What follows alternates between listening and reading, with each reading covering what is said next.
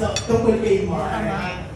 So, yung mga Jojo, yung mga kasi may mga comment ako nababasa na bagay daw kayo Mark.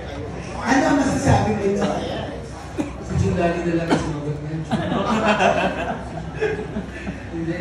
Yun nga ano, sabi ko ano, comment na lang kasi ang daming program na nag-interview sa akin dyan na sinasabi ko nga na kahit sabihin kong hindi ay iisipin ng tao yung oo. Diba? Kung sabihin ko naman yung oo, hindi naman maniniwala din. Huwag na lang ako mag-comment. Pero dito sa press con mo, walang something sa inyo ni Mark. Si Junladin muna. After Junladin, Okay. Next question, Miss Andy. Miss Andy of Star Music. Somewhere in the past year na natin.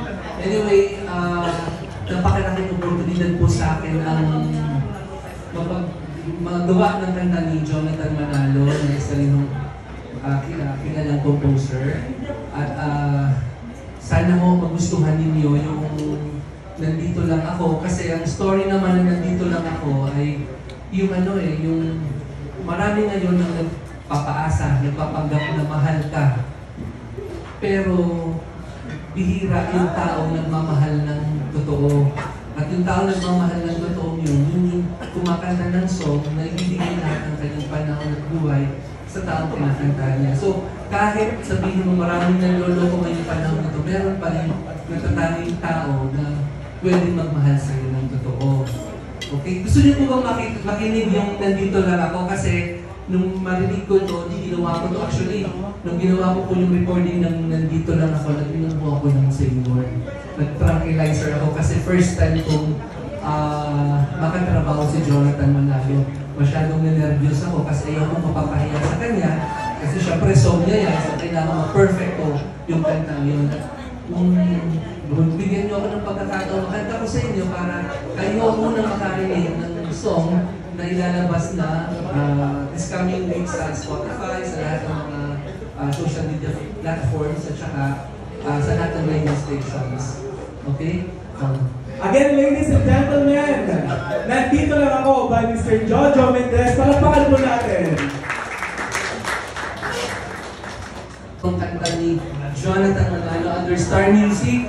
At ito ay maririnig ng very soon sa lahat ng radio stations at makaka-avail na kayo sa lahat ng social media platforms. Para po sa inyong lahat, nandito lang ako.